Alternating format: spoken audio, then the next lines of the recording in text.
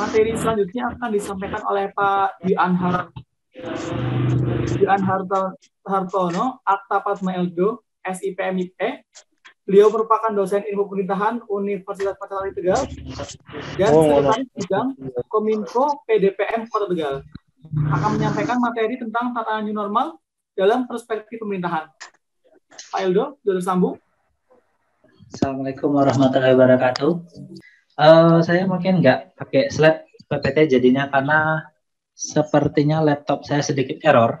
Tapi karena ini kita ngobrol jadi lebih santai saja kita. Kalau saya mungkin dapat bagian terakhir bahwa terkait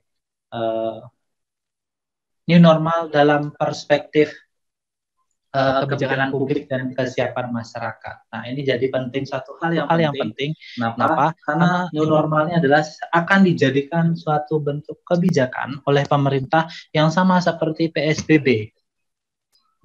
Nah, ini yang akan kita pahami satu persatu dulu. Mungkin saya awali seperti ini. Sebenarnya kenapa ada istilah new normal? Nah, istilah new normal ini yang harus kita pahami adalah sejatinya ini adalah salah satu bentuk penyempurnaan kebijakan dari PSBB. Ya, pembatasan sosial berskala besar. Pembatasan berskala besar ini yang menjadi masalahnya. Nah, ini lagi ada masa peralihan yang dikatakan tadi Mas Samsul tadi juga. Ini masa peralihan dari PSBB menjadi new normal. Terjadilah kebingungan di tengah masyarakat. Itu yang menjadi permasalahan saat ini. Loh, kenapa harus ada new normal? Ini menjadi kebingungan di tengah masyarakat. Loh, kenapa sekarang mengganti istilah dengan new normal? Apakah PSBB dianggap tidak berhasil oleh pemerintah? Nah, ini harus kita kajian, harus bisa kita memberikan penjelasan kepada masyarakat. Bahwa itu apa itu sebenarnya new normal yang menjadi masalah kita bersama. Kenapa harus dalam kita menjalankan new normal? Oke, saya akan bercerita sedikit sebelum melakukan pendekatan dalam suatu kebijakan publik. Saya akan menjelaskan seperti ini. Sebenarnya new normalnya apa sih?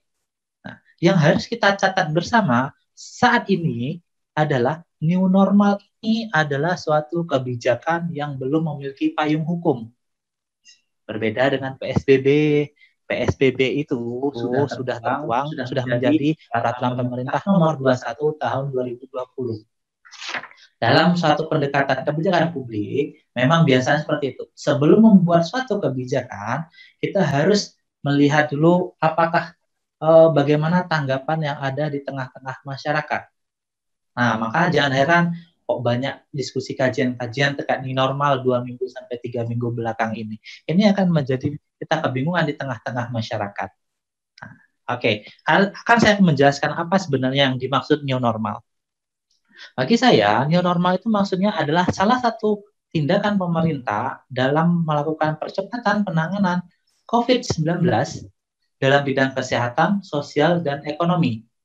New normal dikatakan sebagai cara hidup baru di tengah pandemi virus corona yang angka kesembuhannya makin meningkat.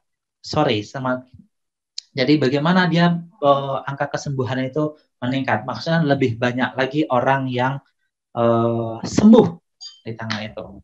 Nah, ini kan terakhir itu. Nah, yang harus kita pahami bersama, sebenarnya istilah new normal ini bukan istilah yang baru. Tapi kebetulan di tengah pandemi ini dijelaskan, digembar-gemborkan, oh kita akan hidup dengan new normal. New normal ini sakjane apa sih? Nah, kan ini menjadi permasalahan. Nah, saya mungkin sedikit flashback. Sebenarnya istilah new normal itu sebenarnya sudah diperkenalkan oleh yang namanya Roger McNamee. Dia adalah seorang investor teknologi. Dia sudah pernah menulis perihal The New Normal. Nah, The New Normal. Dia sudah pernah menulis pada tahun 2003 The New Normal. Maksudnya yang dikatakan oleh Roger McNamee, New Normal itu adalah suatu waktu di mana kemungkinan besar Anda bersedia hidup dengan aturan yang baru, hidup dengan model baru, yang tadi dikatakan oleh Pak Samsul dengan sosiologi, semuanya akan perubahan.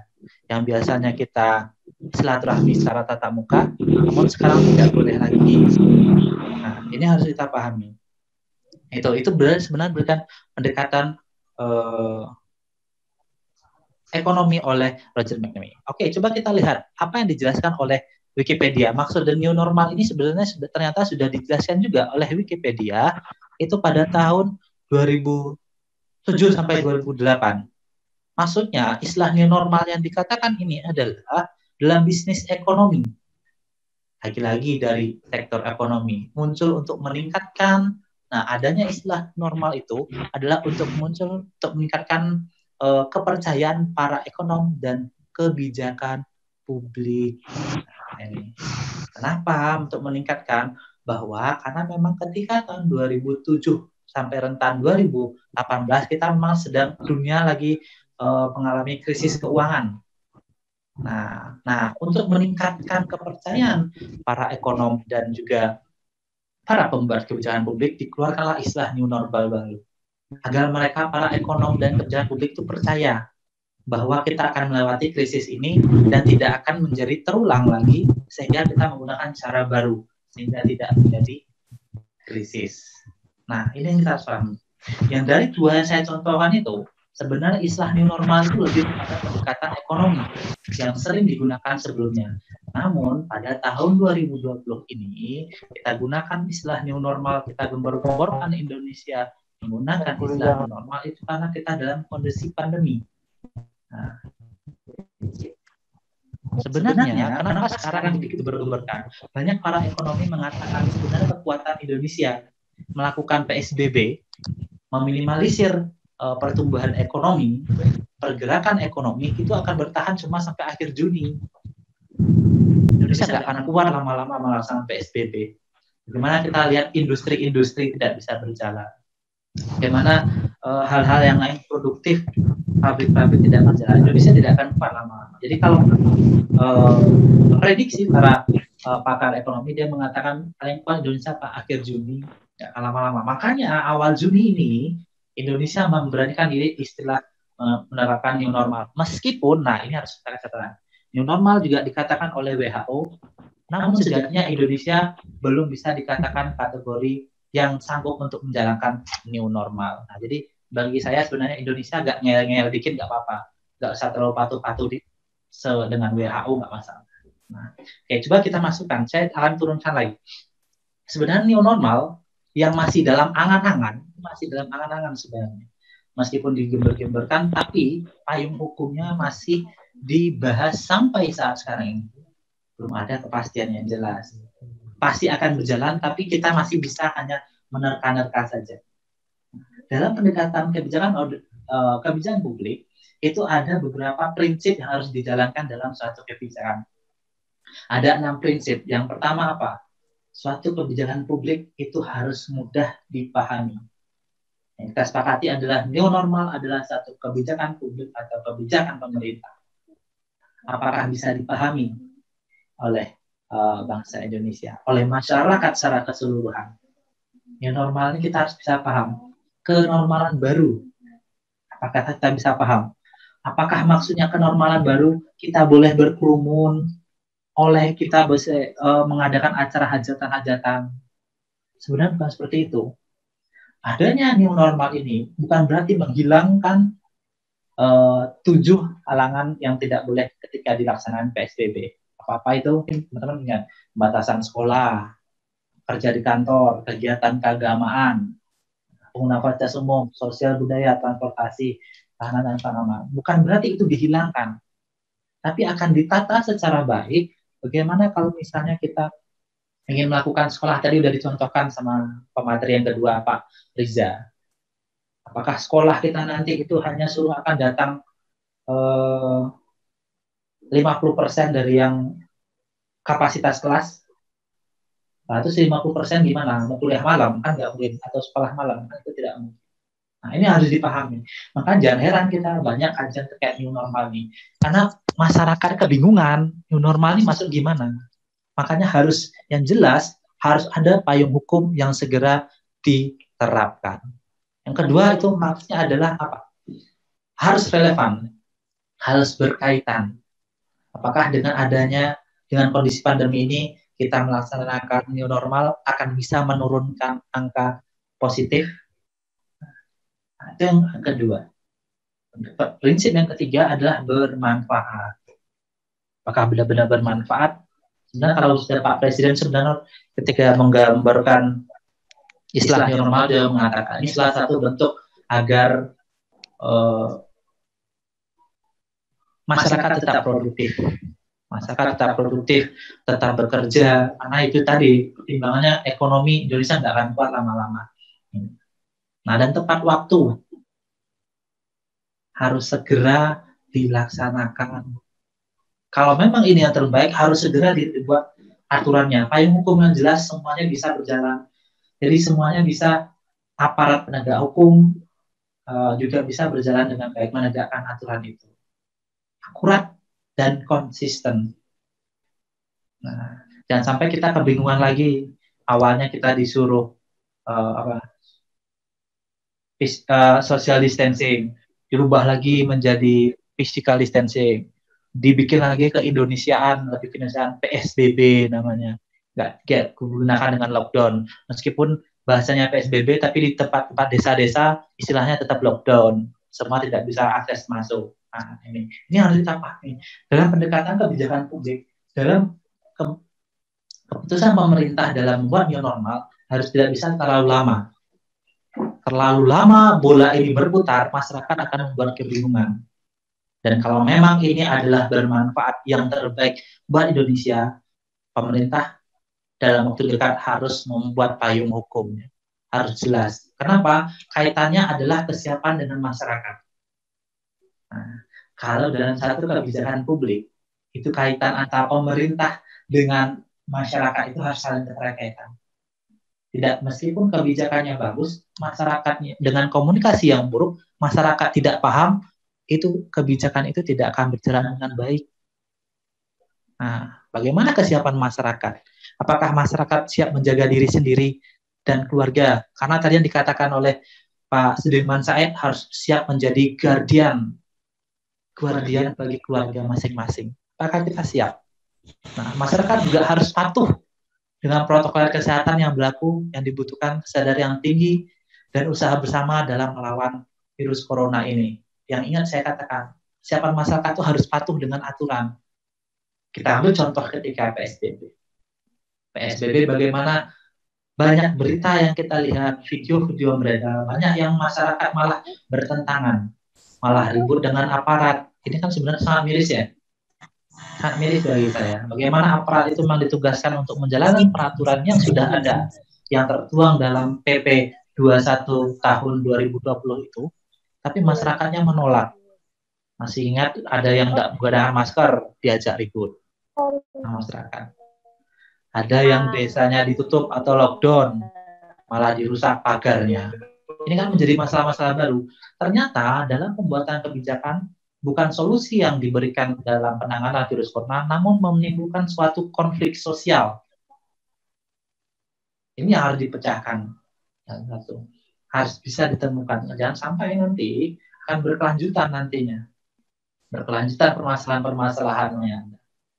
Nah, itu. Yang keempat, yang harus kita pahami, kesiapan masyarakat itu, new normal itu bukan berarti menghilangkan seutuhnya aturan terkait PSBB itu, yang saya sebutkan tadi. Harus kita pahami, bukan berarti berarti PSBB tidak berlaku lagi. Bukan seperti itu. Ini yang kita menjadi agak kebingungan nanti pastinya. PSBB ini tetap kita menggunakan ke misalnya ke mall, bagaimana kita antri dengan jarak 1 meter, atau beli sesuatu hal di tempat-tempat rumah, kita harus berantri. Kan sudah banyak nih kita melaksanakan di rumah sakit, di perbankan juga, dan harus ada jarak-jaraknya. Dan itu harus kita patuhi. Apakah kita siap dengan hal-hal seperti itu? Bagaimana dengan misalnya perbankan yang kecil, kita antri sampai keluar, sampai panas-panas. Apakah kita siap dengan hal seperti itu? Apakah bukannya itu akan menimbulkan konflik sosial yang baru? Dibenturkan masyarakat dengan masyarakat, atau dibenturkan masyarakat dengan petugas. Ini menjadi masalah. Nah, ini yang saya katakan. Ada beberapa, sebelum saya tutup, ada beberapa sebenarnya yang saya ingin katakan, yang rekomendasikan juga sebenarnya buat pemerintah. Sebenarnya pemerintah bagi saya kurang bagus melakukan komunikasi terkait new normal. Terlalu lama jarak pemahaman new normal antara aturan yang akan diterapkan. Karena ini sangat penting. Dalam kebijakan publik memang kita harus penjajakan dulu. Memang harus ada dikatakan agenda setting. Apakah masyarakat butuh ini atau tidak. Namun dalam kondisi pandemi, hal itu harus dijalankan dengan cepat. Jangan terlalu lama. Ini yang menjadi masalah.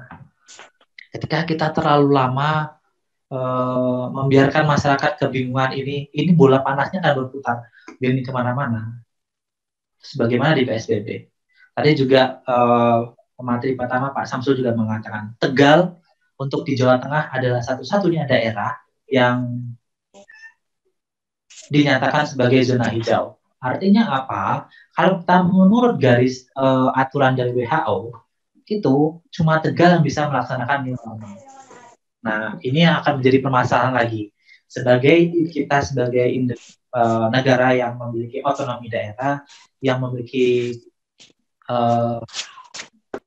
antara pusat dan daerahnya jelas mulai dari pemerintah pusat, pemerintah provinsi, kabupaten atau kota. Bagaimana yang tadi sempat disebutkan oleh Pak Riza, bagaimana misalnya mereka tinggal di Kabupaten Tegal tapi sekolahnya di Kota Tegal. Nah, bagaimana dia menjalankan itu? Ini akan menjadi masalah sebenarnya. Karena ternyata sejatinya Jawa Tengah, saya mengambil lingkup Jawa Tengah saja, belum semuanya yang siap. Nah, kemarin juga ada sempat isu Jakarta ingin memperpanjang PSBB. Itu tandanya apa? Memang belum siap dan belum pas untuk diterapkan. Itu pertimbangannya apa? Itu adalah ketika masih naik angka yang positif, ya itu yang terjangkit COVID-19. Nah, itu memang harus dipersiapkan. Nah, meskipun rekomendasi dari WHO itu sebenarnya Indonesia masih belum siap, belum masuk kategori. Jadi saya informasikan WHO itu mengatakan ketika suatu negara ingin melakukan new normal, itu berarti dia harus bisa mengendalikan dia harus mampu mengendalikan angka yang positif corona. Bisa menurun. Tadi juga sempat disebutkan oleh Pak Sudirman Said bagaimana Australia, Jerman, Denmark, Taiwan, dan New Zealand mampu mengendalikan itu semua. Angka yang positif corona. Nah, bagaimana dengan Indonesia? Apakah Indonesia siap? Ini yang menjadi masalah. Nah, terakhir bagi saya, penutup, dalam pendekatan kebijakan publik dan kesiapan masyarakat, memang diperlukan kerjasama antara pemerintah dan masyarakat untuk mensukseskan penerapan new normal. Kita nggak sampai menghujat, Pak, ini paling tidak tepat. Mas, ini tidak tepat. Tapi kalaupun itu dijalankan, itu harus ada kerjasamanya antara pemerintah, pusat dan masyarakat. Pemerintah daerah dengan masyarakat. Dan yang terpenting adalah, nah ini saya katakan, dalam satu kebijakan, yang dalam pendekatan kebijakan publik ya, dalam satu kebijakan sebenarnya tidak ada yang bisa, apakah ini pasti berhasil 100%, kebijakan itu sejatinya tidak akan pernah berhasil 100% selama ada sedikit kendala. Yang namanya kebijakan pasti akan ada kendala-kendala. Ini yang harus kita pahami. Apakah ini paling berhasil nantinya angka kemungkinan untuk menurunnya kasus COVID-19? Sampai sekarang kita belum ada yang bisa menjamin yang nama kebijakan publik tidak akan pernah sempurna 100%. Pasti ada yang kekurangan. Kenapa? Karena berbenturan dengan masyarakat. Kepentingan masyarakat yang berbeda, kebutuhan masyarakat yang berbeda. Itu pasti akan bermasalah. Termasuk PSBB ini, kemarin banyak yang Mas tahu saya tidak bisa berjualan. Bagaimana mereka yang jual pedagang asongan atau pedagang kaki lima yang harus masuk gang ternyata sudah ditutup, menjual bakso, es atau sol sepatu, itu banyak kasus yang biasa masuk gang gitu ya. Apakah mereka siap dengan PSBB? Ternyata tidak semuanya. Tapi yang tadi satu catatan dalam pendekatan kebijakan publik, kesadaran dalam memerangi COVID-19 itu yang harus ditingkatkan. Kesadaran kita sebagai masyarakat, kita bukan sebagai, tidak usah dikatakan sebagai intelektual atau apa, tapi kita sebagai masyarakat yang siap memerangi COVID-19 ini. Itu yang sangat dibutuhkan. Dikatakan apakah akan berhasil 100% new normal? Saya mengatakan saat ini juga tidak akan 100% berhasil. Tapi efektif atau tidaknya berjalan new normal itu adalah tergantung pada diri kita sendiri, yang ditekankan oleh Pak Sudirman Said tadi juga, diri kita sebagai guardian di keluarga kita. Mungkin itu saja dari saya. Nanti yang diskusi aja kita perdalam nanti. Mungkin sekian dari saya. Terima kasih perhatiannya teman-teman mahasiswa, teman-teman yang dari PCPM dan dari IAIN Pekalongan. Saya dan Janggal saya mohon maaf. Billahi fissabil haq. Fastabiqul khairat. Wassalamualaikum warahmatullahi wabarakatuh. Terima kasih Pak Eldo. Ya. Dari materi tersebut bisa saya simpulkan bahwa kunci utama dalam menjalankan new normal adalah perlu adanya kesadaran masyarakat, yaitu diri kita sendiri, untuk mengurangi pandemi COVID-19 ini sendiri. Terima kasih Pak materinya. Sesi selanjutnya yaitu saya sudah menghimpun 3 pertanyaan dari rekan-rekan sekalian untuk kemudian dijawab oleh materi. Pertanyaan pertama, Saudara Agus Irfan dari FISIP Universitas Muhammadiyah Cirebon. Ini pertanyaannya mungkin untuk seluruh pemateri ya. Pertanyaannya yaitu, terlepas dari debatable konsep new normal, siapa yang bisa menjamin bahwa new normal bisa di-take off di bidang sosial, pendidikan, maupun pemerintahan? Karena variabel COVID-19 ini unik. Satu variabel bisa menyasar ke semua sisi hidup manusia. Terima kasih. Mungkin bisa dijawab oleh salah satu pemateri, Pak Syamsul, atau Pak Riza, atau Pak Eldo bisa membantu menjawab dari pertanyaan tersebut.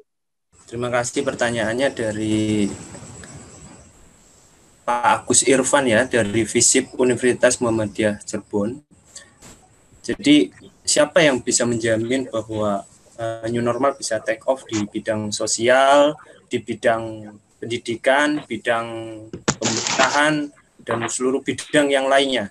Jadi yang sudah saya jelaskan, kita ini pada tahap transformasi peradaban. Jadi di dalam transformasi peradaban ini menuju ke kenormalan baru, itu akan menjadi tantangan bagi kebudayaan kita. Disinilah optimisme kita. Yang bisa menjamin apa? Yang bisa menjamin adalah modal sosial dan modal kebudayaan yang dimiliki oleh bangsa Indonesia.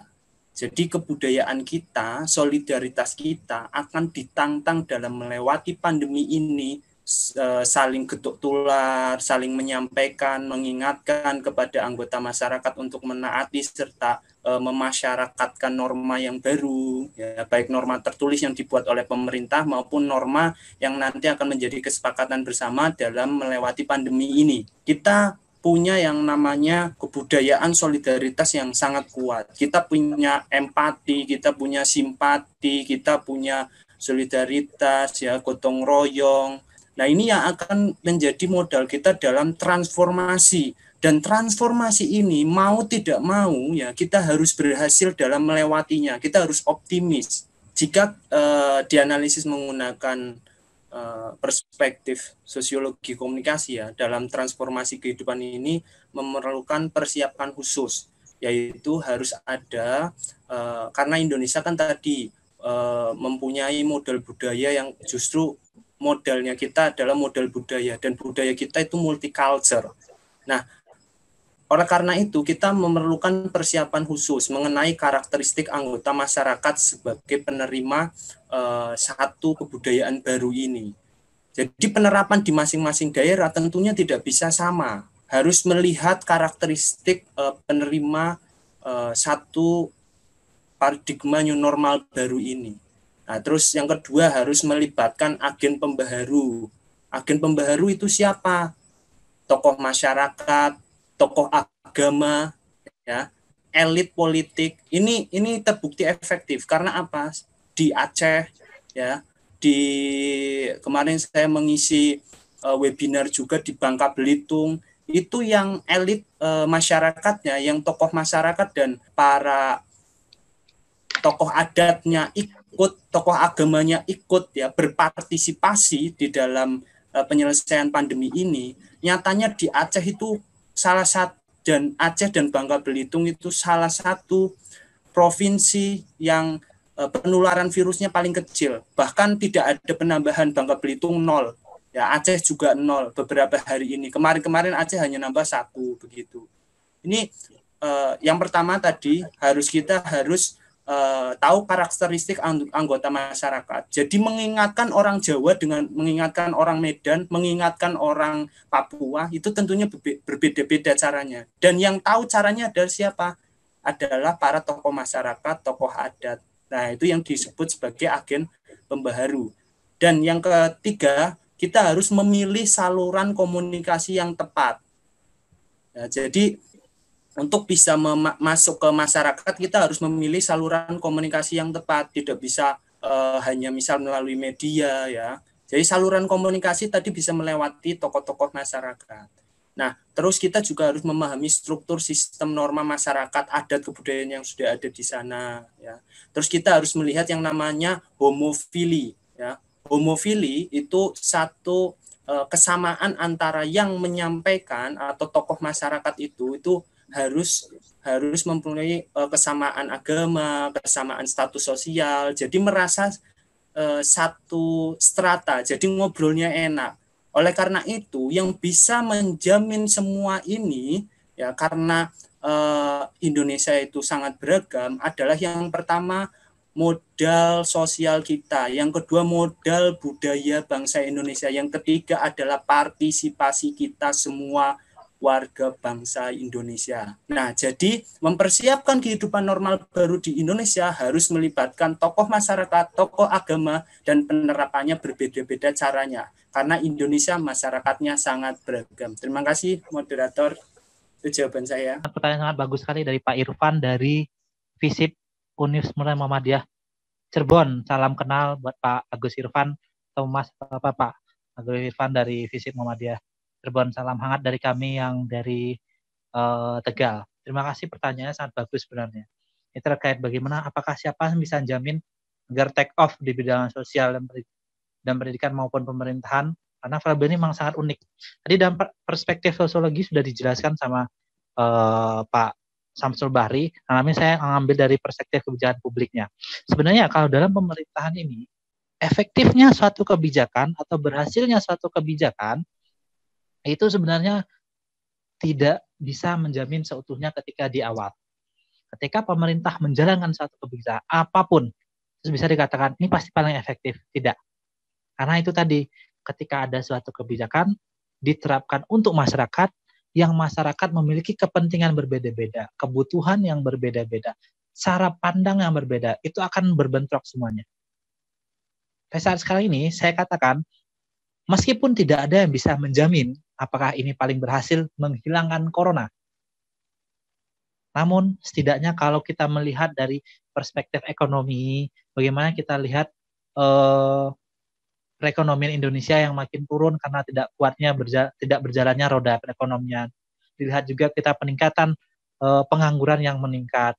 Para penjualan pedagang kecil juga sangat susah untuk melakukan berjualan. Ini saya rasa salah satu kebijakan yang cukup baik sebenarnya. Cukup baik. Nah, yang harus kita jalani sebagai masyarakat, saya mengatakan sebagai masyarakat, kita jangan pesimis. Ini yang terkadang masih banyak oknum-oknum masyarakat yang masih pesimis dengan hal yang ada.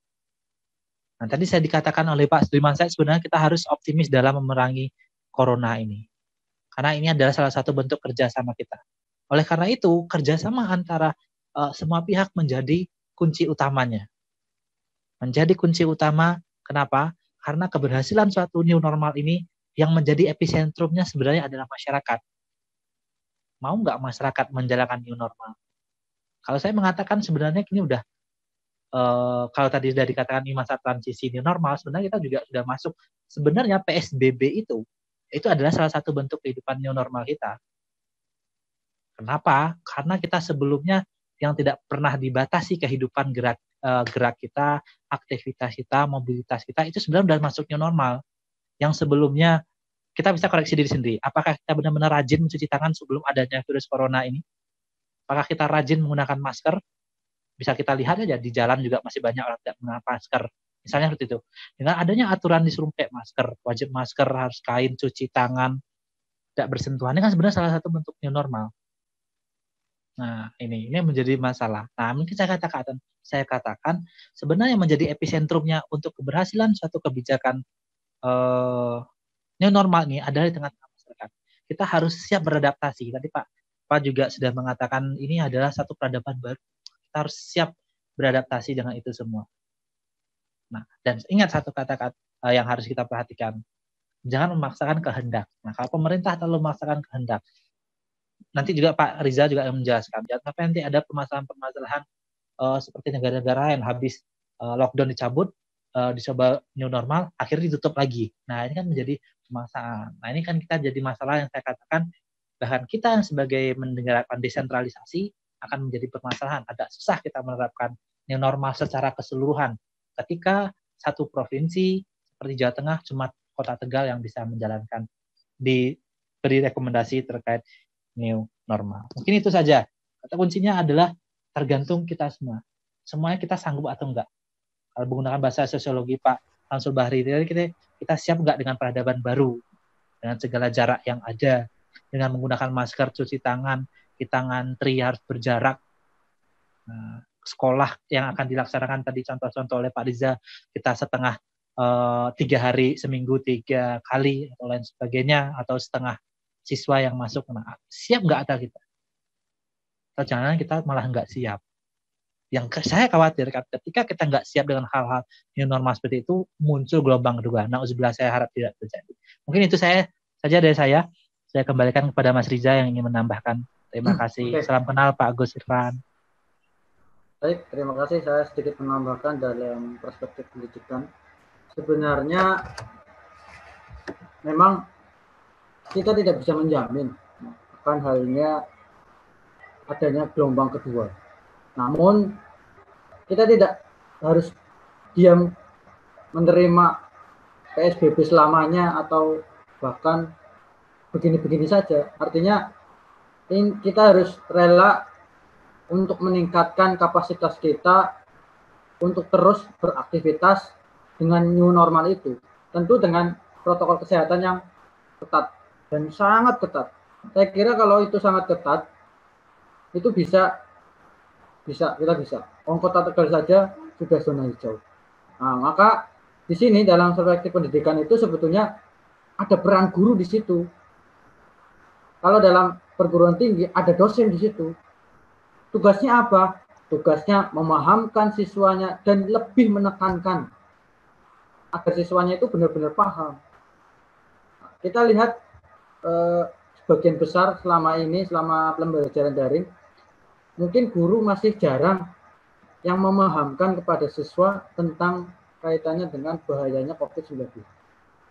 Mungkin hanya tahu sebatas dari TV, atau mungkin hanya tahu dari orang ke orang atau teman ke temannya.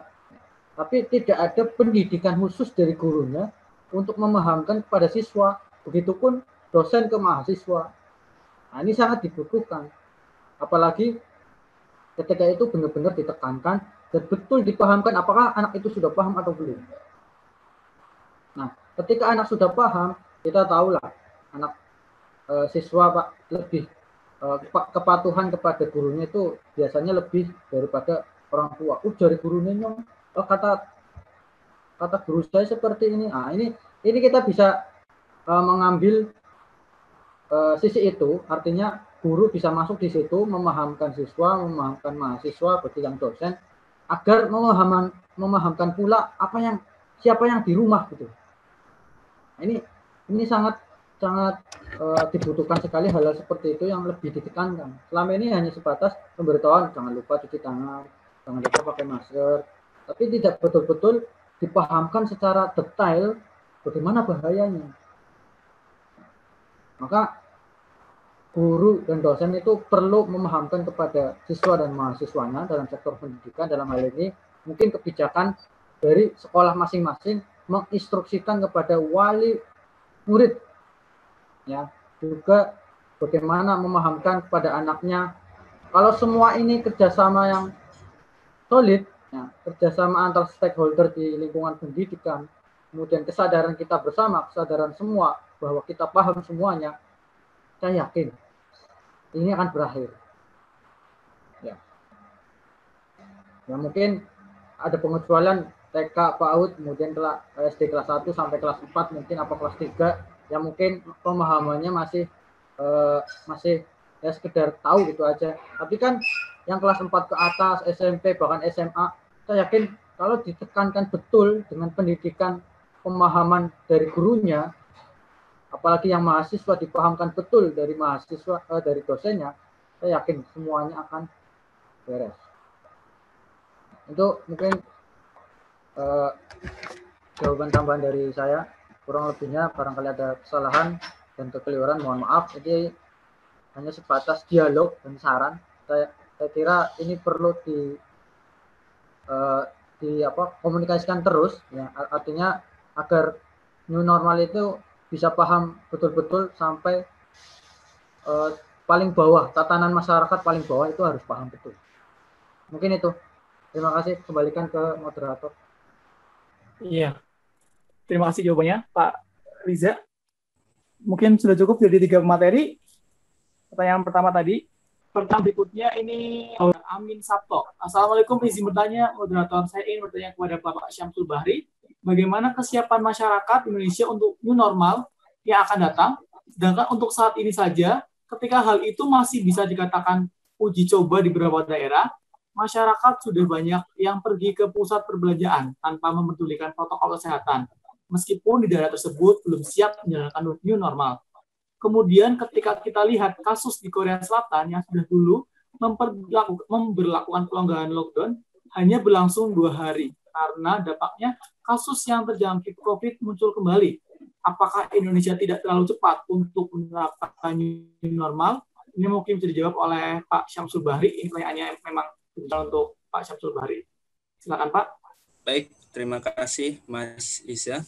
Ya. Terima kasih untuk pertanyaannya Pak Amin Sabto atau Mas Amin ini. Ya.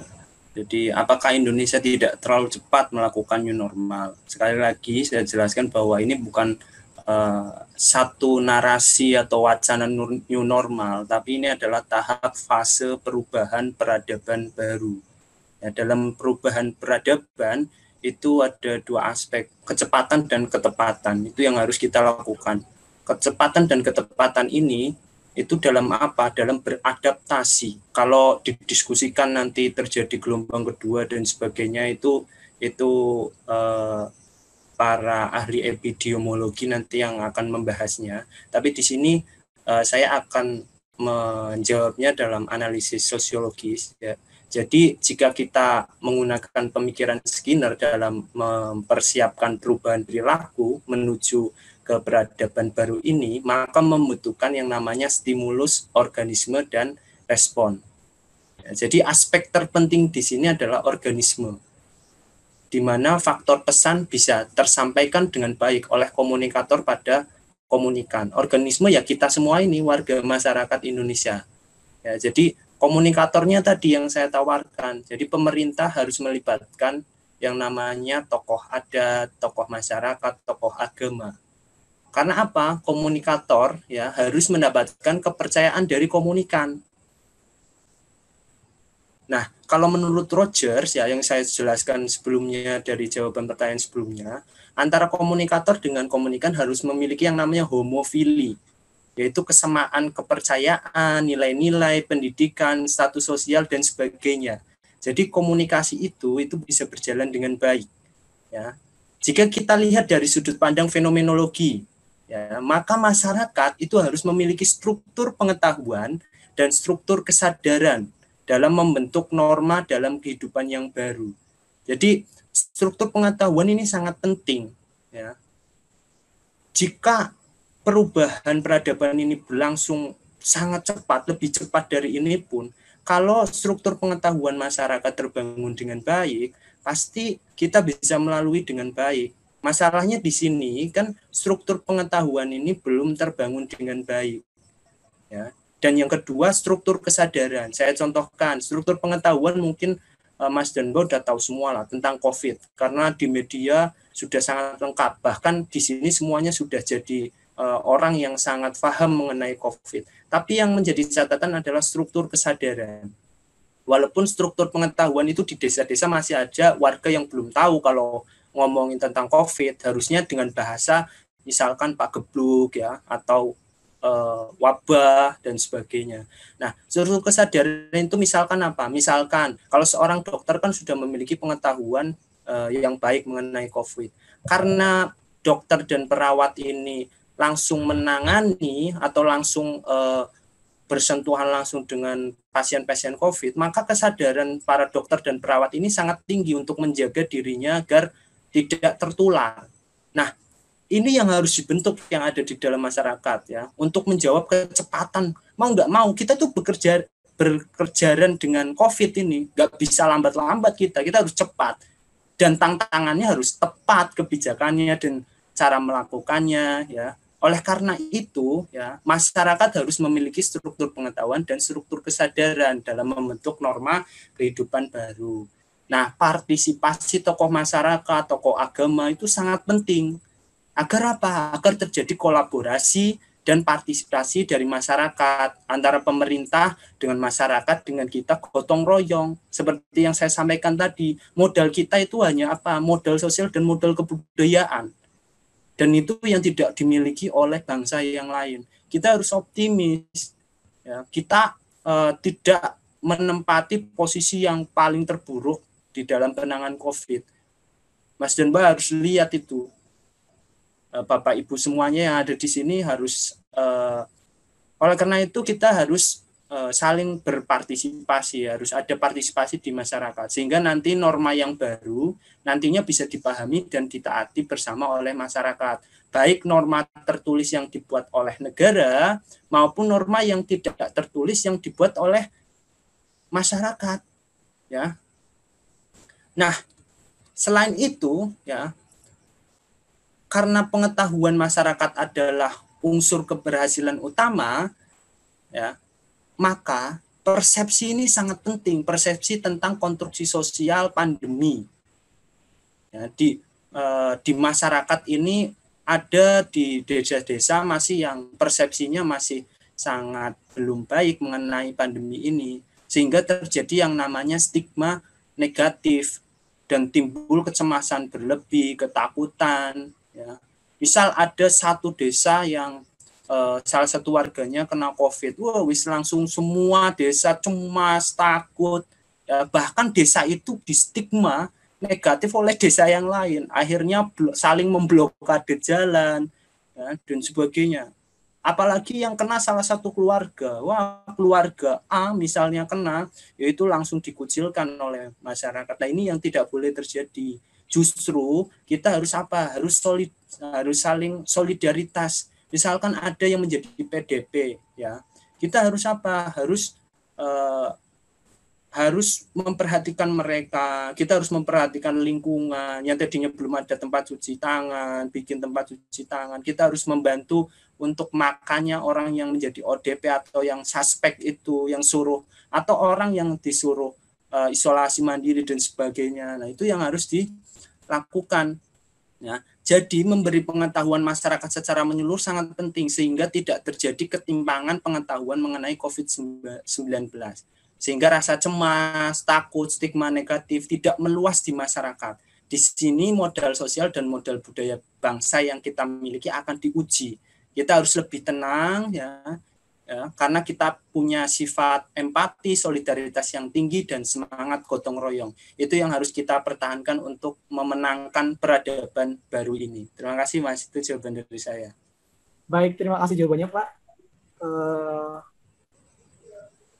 Kita sampai kita mungkin satu pertanyaan lagi ya Pak ya. Mungkin bisa dijawab oleh ketiga materi. Pertanyaannya dari saudara Safrizal Ahyar. Ini dia menanyakan, apakah dampak bagi karyawan 45 tahun ke atas mengetahui dari kebijakan new normal ini 45 tahun ke atas bisa bekerja dari rumah. Kemudian dia menambahkan, karena menurut Mas Safrizal ini, apabila dijalankan new normal, usia 45 tahun ke atas asalkan mematuhi protokol kesehatan bisa bekerja seperti biasa. Terima kasih. Mungkin ini bisa menjadi pertanyaan terakhir dan bisa dijawab oleh ketiga materi kita malam hari ini. Saya berikan kesempatan untuk Pak Riza dulu mungkin pertama, atau Pak Eldo. Baik, saya coba menjawab terlebih dahulu ya. Baik, Pak. Oke, terima kasih atas pertanyaannya, Mas Moderator. Ini terkait dengan dampak ya bagi karyawan yang di atas 45 tahun. Ini kan sebetulnya nanti ditanyakan ke pemerintahannya, kebijakan ini berasal dari mana dan bagaimana, nanti dijawab oleh Mas Eldo mungkin. Kalau dari sisi pendidikan, kalau dalam usia 45 tahun, ini sebetulnya masih bisa. Artinya di sini kan berarti yang disoroti adalah seorang gurunya yang sudah usianya 45 tahun ke atas ya. Artinya sebetulnya kalau benar-benar masih bisa sehat, masih sehat, yang kondisinya masih sehat, masih bugar, kemudian dia fisiknya masih kuat, ya, sebetulnya masih bisa beraktivitas. Hanya saja tetap protokol kesehatan itu harus tetap dipatuhi betul. Artinya ketika sebelum masuk ke sekolah itu kan harus ada pemeriksaan terlebih dahulu berapa derajat tubuhnya, kemudian dan lain sebagainya. Pemeriksaan itu juga perlu diantisipasi mungkin oleh petugas satpam sekolah atau mungkin petugas yang ada di sekolah yang lain atau guru-guru piket yang lain. Ini perlu pengetatan seperti itu. Artinya kalau misalkan ada gejala, misalkan batuk atau mungkin badannya panas, lebih alangkah baiknya ya, dialihkan guru itu untuk daring dari rumah. Ya. Ini untuk melindungi anak-anak juga. Tapi tidak menutup kemungkinan, ya, walaupun anak berangkat ternyata jadwal si guru yang itu kan bisa juga ya, virtual daring dari rumah, nanti anak juga bisa berada di kelas. Ini alternatif yang mengaitkan dengan perkembangan teknologi. Nah, mungkin itu ya tambahan dari saya. Mungkin dari sisi pemerintahan nanti kebijakan itu bagaimana saya kurang tahu, mungkin Pak El itu lebih paham tentang itu. Monggo kembalikan ke moderator. Iya. Baik, terima kasih Pak jawabannya. Mungkin dari pemerintahan Pak Eldo. Oke. Akan menambahkan? Saya akan menambahkan sedikit. Terima kasih Mas Safrizal. Nah, biasa kalau sama Mas Safrizal dan teman-temannya kita diskusinya biasa di kelas. Tapi berhubung kondisi pandemi ini nggak susah ternyata kita kondisinya diskusinya di apa. Oke, terima kasih, pertanyaan sangat bagus sebenarnya. Nah, ini yang harus kita cermati.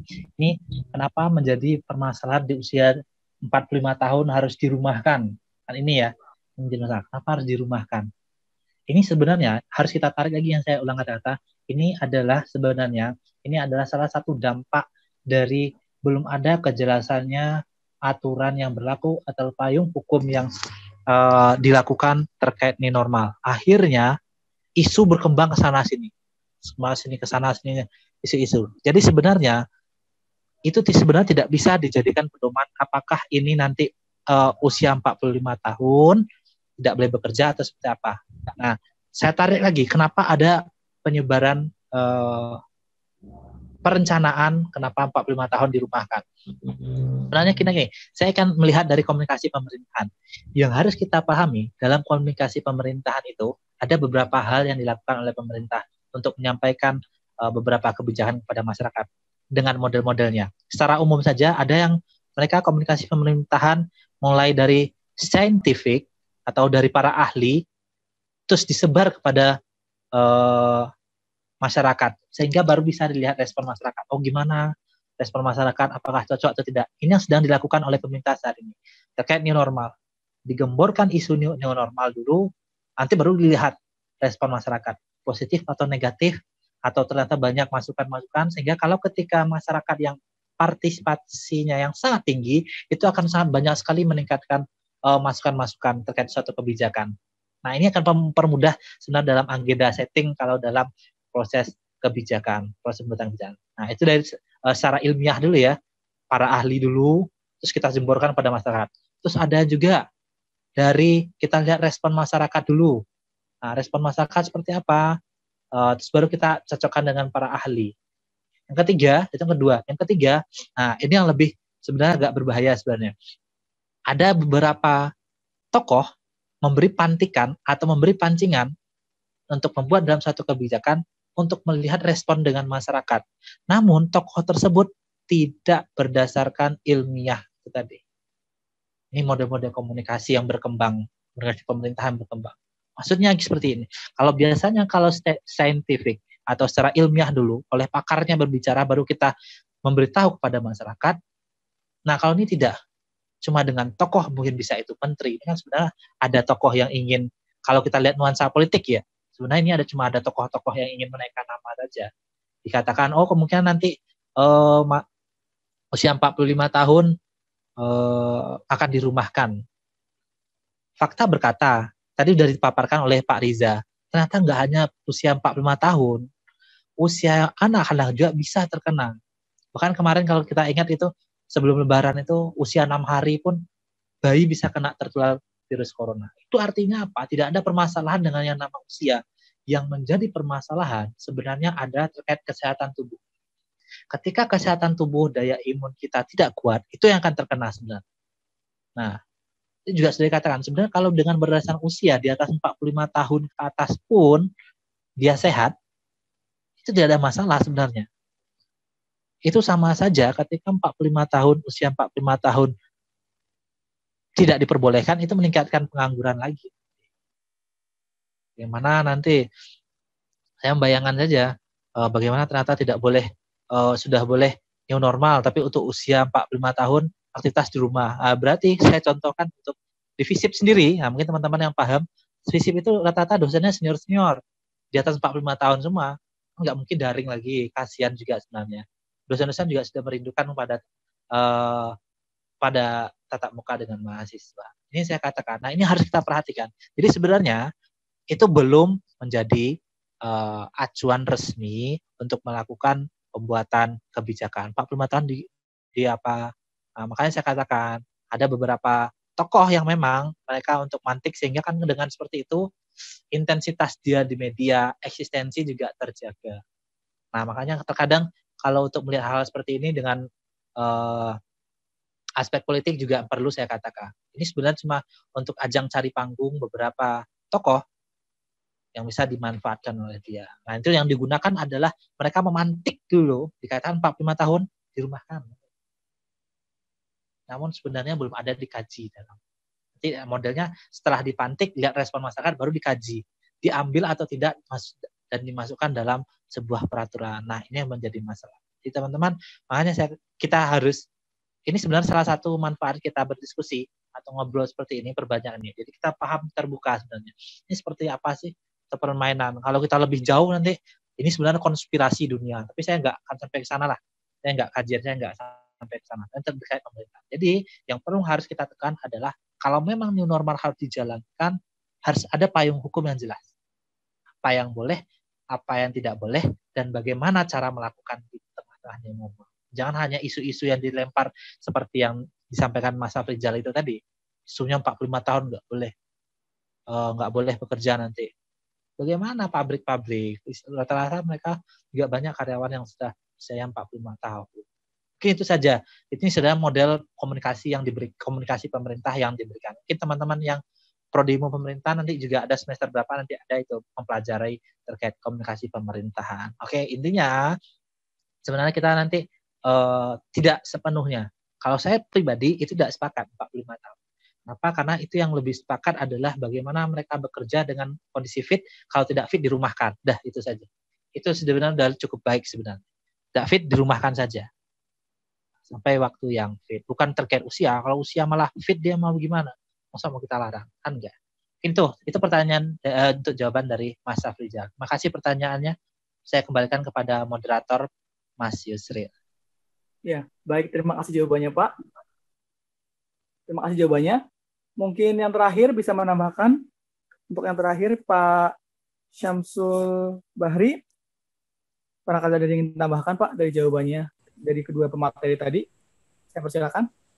Saya akan menambahkan sedikit. Jadi yang harus menjadi perhatian khusus dalam transformasi peradaban baru ini tidak hanya kelompok usia lanjut ya, tapi juga anak-anak, masyarakat miskin, karena kemiskinan bertambah sangat tinggi. Nah, masyarakat yang di PHK juga harus menjadi perhatian penuh ya, karena ini satu proses transformasi peradaban dan kita harus berhasil melewatinya. Nah, untuk usia 45 tahun itu kalau secara kesehatan kan ya tentunya itu yang menjadi perhatian kenapa pemerintah menjadi membatasi usia, karena sesuai riset ya, hasil infeksi di Indonesia itu yang paling rentan adalah usia 1 sampai 14 tahun. Makanya tadi Pak Riza ya tadi kan mengatakan bahwa anak-anak itu juga imunnya sangat rentan. Itu betul, karena secara data memang usia dari ada sekitar 800-an anak yang terinfeksi itu. Nah, selain itu usia yang paling rentan lagi untuk tidak bisa sembuh atau akhirnya meninggal karena virus COVID ini juga usia dari 45 tahun ke atas. Nah, itu yang menyebabkan, yang menjadi dasar dari pemerintah menerapkan kebijakan ini. Tapi kalau dilihat dari aspek sosiologi, ya, jadi memang usia lanjut ini akan yang paling butuh bantuan dari kita semua. Karena apa? Mereka tidak memiliki keterampilan atau kebanyakan gagap teknologi. Ya, sedangkan di masa transisi menuju peradaban baru ini yang terjadi adalah kita mengadopsi teknologi secara besar-besaran. Nah, yang butuh dibantu terkait teknologi dalam transformasi ini ya adalah tadi kelompok usia lanjut, anak-anak ya, melalui pendidikan, kurikulum kita mau tidak mau harus berubah. Masyarakat miskin, karena masyarakat miskin tidak akan mampu untuk mengadopsi teknologi, mengadopsi teknologi secara besar-besaran. Yang keempat adalah masyarakat yang di PHK, karena apa? Nantinya keterampilannya dia yang dulu sudah tidak bisa dipakai lagi di pekerjaan yang baru atau lowongan-lowongan pekerjaan yang baru, karena lowongan pekerjaan baru yang ada nanti di dalam peradaban baru sudah tentu adalah keterampilan-keterampilan yang berkaitan dengan adopsi teknologi. Nah, itu tambahan dari saya, Mas Moderator. Baik, terima kasih Pak tambahan dari jawabannya. Oke, baik, kita sampai di ujung acara. Sebelum saya tutup, saya persilakan untuk ketiga pemateri kita pada malam hari ini menyampaikan closing statement terkait dengan pembahasan kita malam ini. Baik, saya berikan kesempatan yang pertama untuk Pak Riza, kemudian Pak Eldoy, dan terakhir Pak Syamsul Bahri untuk memberikan closing statement. Saya persilakan. Oke, terima kasih.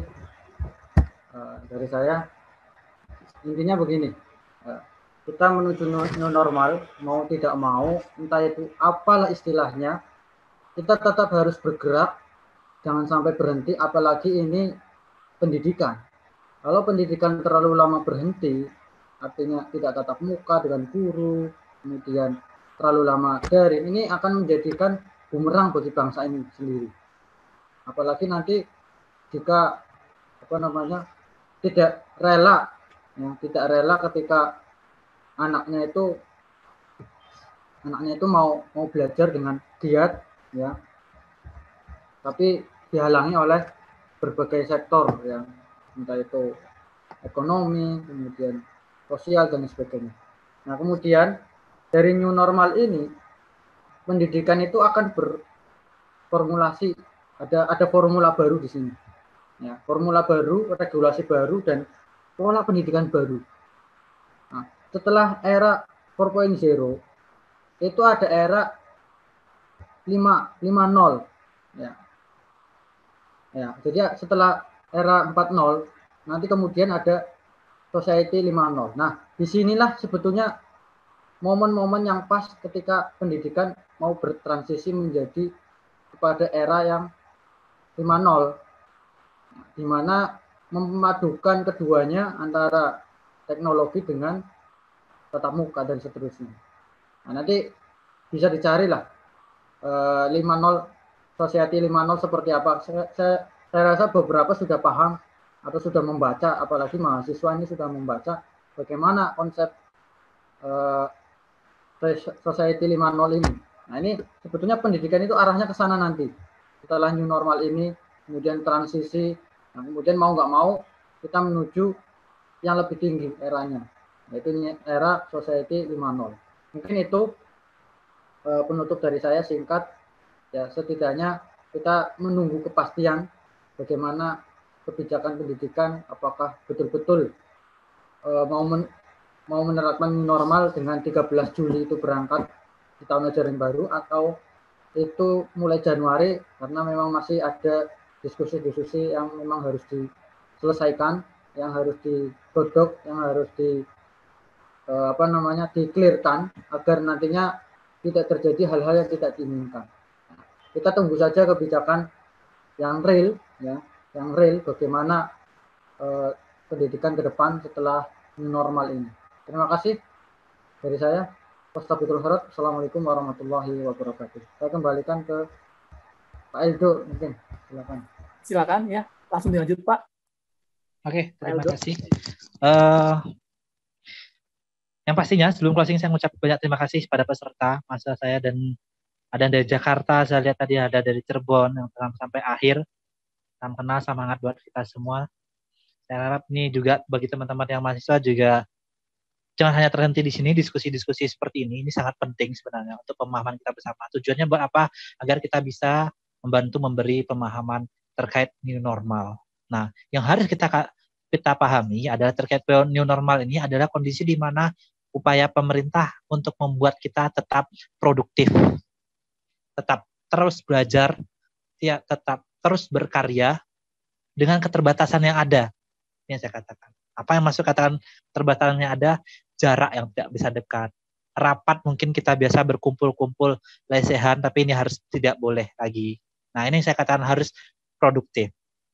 Dan juga selain itu, new normal sebagai kebijakan suatu pemerintah harus didukung secara penuh yang positifnya. Dan jangan lupa kritisi kebijakan pemerintah yang kurang baik di tengah pandemi ini.